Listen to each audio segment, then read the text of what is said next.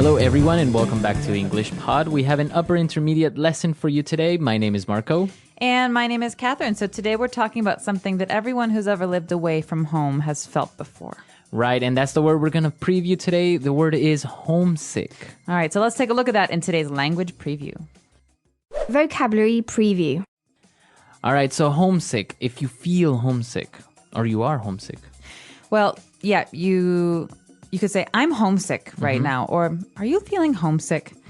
So it's a word that means I miss my home, I miss my family, I'm far away, or I haven't seen my family in a long time, and for some reason you just feel sad.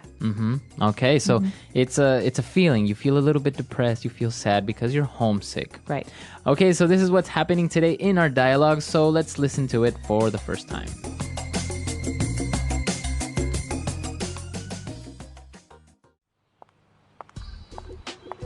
Tom, how are you? Hey, we missed you at the party last night. Are you okay?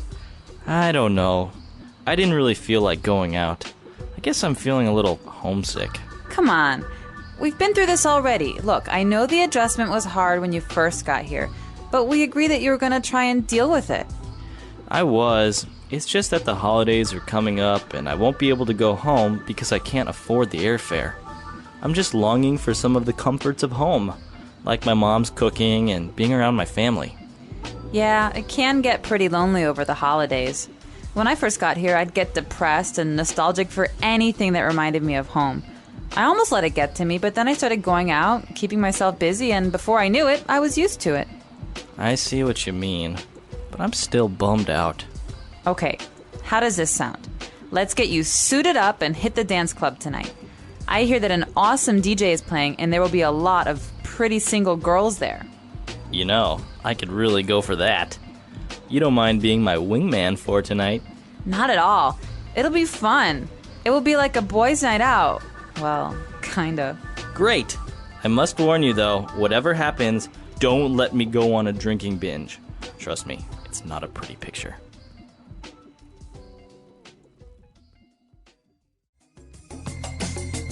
Alrighty, we're back. So, yeah, I guess he's very homesick. Very homesick. And his friend is really worried. Yeah, but actually, I think this is common, right? To be homesick during the holidays, like Christmas, for example. Oh, man. It's the worst during the holidays because you think of all the traditions and all the things that you normally do at home and you're not doing them. So this is something we're going to talk more about a little bit later on, but let's take a look at some of the language that was used in Language Takeaway. Language takeaway.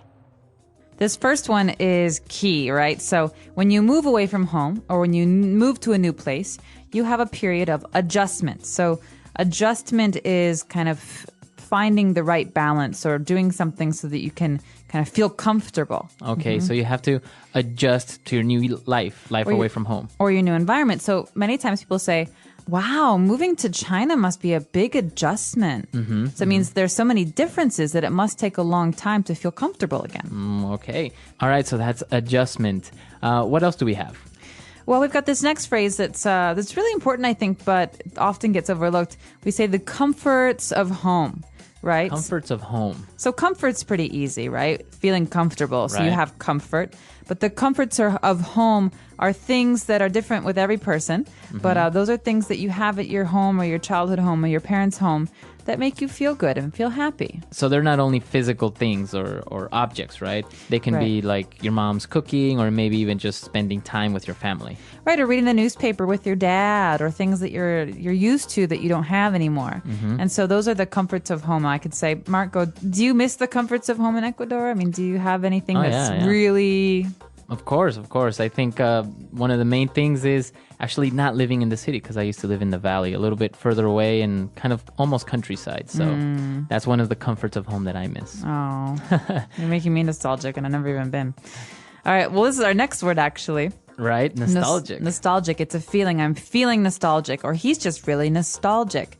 And so to be nostalgic is to kind of think about a time before or, think positively about something that you experienced before. So it's not usually a bad thing. It's never a bad thing. It's right. Nostalgia is a good, warm, fond memory of something. Of something from your past. So you start thinking of something from your past that maybe brings nice, warm feelings. Maybe a little bit sad because you miss those times, but it's usually thinking about the past. Right. So I have nostalgia for my childhood. I loved, summers in Chicago when it was hot and the kids would play in the sprinkler and I had my dog and, it's a happy feeling. Mhm. Right. So nostalgia would be the noun and nostalgic would be the adjective. Exactly. All right. And our last word for today on language takeaway is bummed out.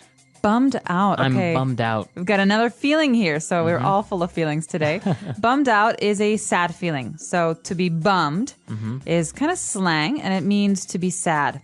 Okay, or disappointed. Disappointed. So you come into the office, Marco, and you look a little tired, and I said, "Are you okay? Are you bummed out about something?" I can say, yeah, I lost my wallet last night, so I'm really bummed out. Oh. Or something like that. So yeah, you feel bummed out when something bad or sad happens Right. to you. All right, so why don't we move on now to a couple of different phrases on Fluency Builder. Fluency builder.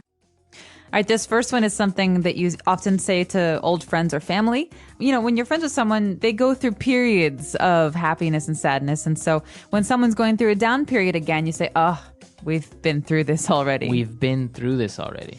Or, when you're giving someone advice and they never take your advice, you say, "Listen, we've been through this already. You should know by now that and then, whatever the advice So is. this has happened before, or we have experienced this before, or we already solved this problem or situation. Right. You could imagine two bank robbers who are going over their plan for the 10th time, and then the one says to the other, "Hey, we've been through this already. You should know the plan by now." Exactly. All right, so we've been through this already. They were talking about the adjustments and everything. And then what other phrase did they use? Well, the next couple of phrases have to do with the friend's suggestions because she has a lot of ideas to cheer her friend up, the depressed one. And the first thing she says is, "Hey, let's hit the dance club." Okay, let's hit the dance club, or let's hit the dance floor tonight. All right, so hit in this case doesn't mean like hit. Right. It doesn't mean you're punching someone. It means to go to or to do. All right, so we can say, let's go to the dance club tonight. Let's hit the dance club. Exactly. It doesn't have to be a dance club, but let's hit that concert tonight. Yeah, I really want to go there. Okay, so you can hit pretty much any place, right? Exactly. And this is a very kind of spoken language, so you wouldn't say this in your essays, but it's a good way to talk about plans with friends. All right. And our next word actually is kind of interesting because it's very colloquial, and it's a wingman. I can be your wingman tonight. So wingman, you have to think about wing meaning side, not like a bird's wing. So a wing means side, and a wingman is a guy who will go with you to a bar or a club to kind of help you find a date or a girl or someone to talk to. Okay, so this person, this wingman, usually keeps you company and helps you decide maybe what girl to talk to, or maybe even introduces you to someone. Right. At a club or at a restaurant or bar or whatever. And, the key is that people don't like to go alone to bars, right? Because you feel sad and then you look weird because you're all alone. And Right. the same is true for girls. And so if a guy wants to go to a bar and he sees two girls, well, he has to have a friend to talk to the other girl. Right. So a wingman also helps in that sense. He helps balance things. All right, so there's a whole science behind the wingman. Yeah, I'm sure if you look it up on Wikipedia, you'll find 10 pages of information. All right, so since they are going out tonight, they said it could be boys' night out. Okay, so this is another phrase you hear all the time, especially among young people. Boys' night out and girls' night out. And so, sometimes you spend a lot of time with your husband or your wife or your boyfriend or your girlfriend, and you just want to have some time with your friends. Right. And so you call this girls' night. For me, girls' night out, you just go out and you do girl things. Guys' night out, you do other things. Okay. And so in So this it's case, girls only or guys only. Boys' night out is only guys. Exactly. And that's why this is funny, because it's the girl who says, "Hey, let's have boys' night out." And she's Right. not really a boy. All right, great. And, he agreed to go out and everything, but he warned her about him going on a drinking binge. Okay, now this is important. A lot of people who are depressed or sad, when they drink a lot. And so binge means to do something in excess, to do it too much. Okay, so a drinking binge would be drinking alcohol in excess, too much. Too much, so getting drunk right away. Okay. And it's not healthy, and we do not condone it. No. Right, exactly. Very good. So some very interesting phrases in this dialogue today. I think we should listen to it one more time, and we'll be right back.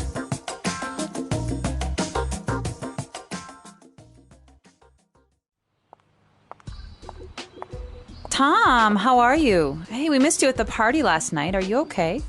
I don't know. I didn't really feel like going out. I guess I'm feeling a little homesick. Come on.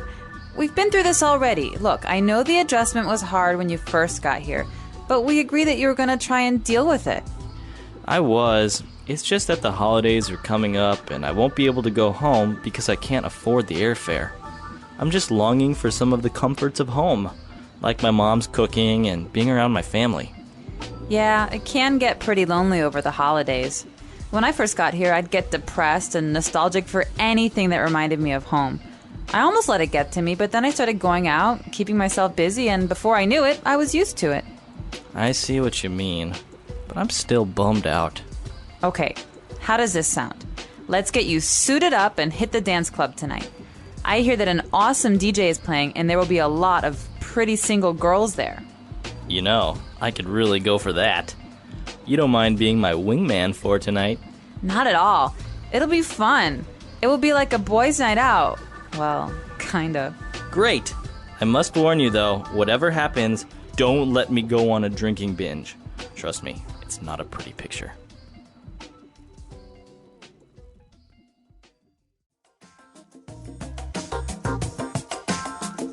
All right, we're back. So speaking of homesick and holidays, do you actually get very depressed or homesick during Christmas?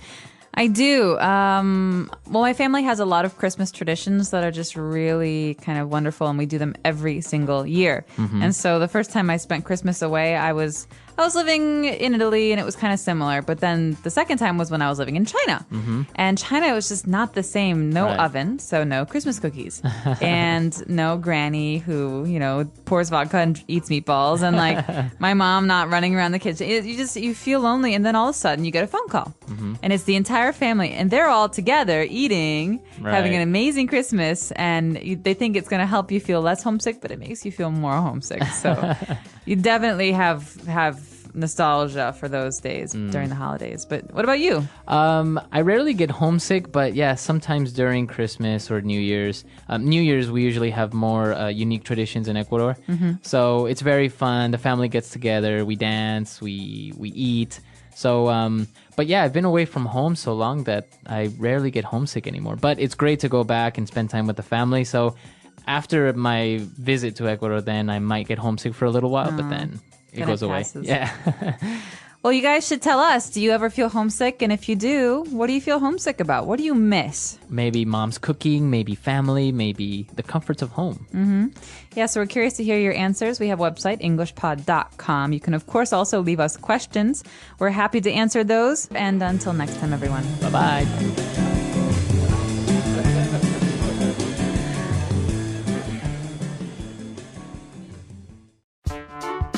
The English Pod Audio Review. Listen to the meaning, then say the vocabulary word. Sad because you're away from home. Homesick. Bear the cost of. Afford. Showing a strong desire for something. Longing for. Homesick. Nostalgic. Disappointed. Bummed out. Let's try that faster. Homesick. Nostalgic. Sad because you're away from home. Homesick. Bear the cost of. Afford. Disappointed. Bummed out. Showing a strong desire for something. Longing for. Now say the word and hear it in a sentence. Homesick.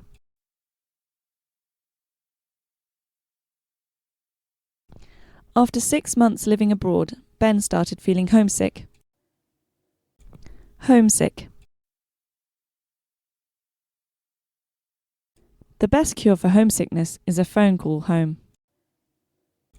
Homesick. I became homesick after looking at our family pictures. Afford.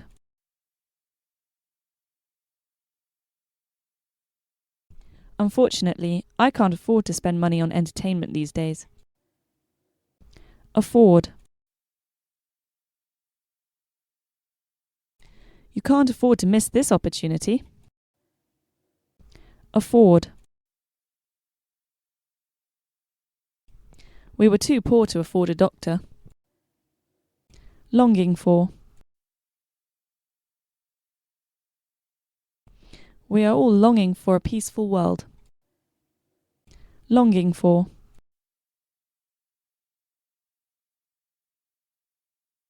After 3 months of separation, he longed for his wife. Longing for. I'm longing for the summer to end. Nostalgic.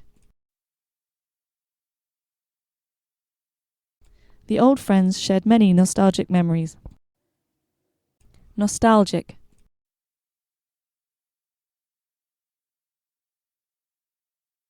A wave of nostalgia swept over me after seeing my childhood home again. Nostalgic. She spoke nostalgically about her school days. Bummed out. He is bummed out because his girlfriend dumped him. Bummed out.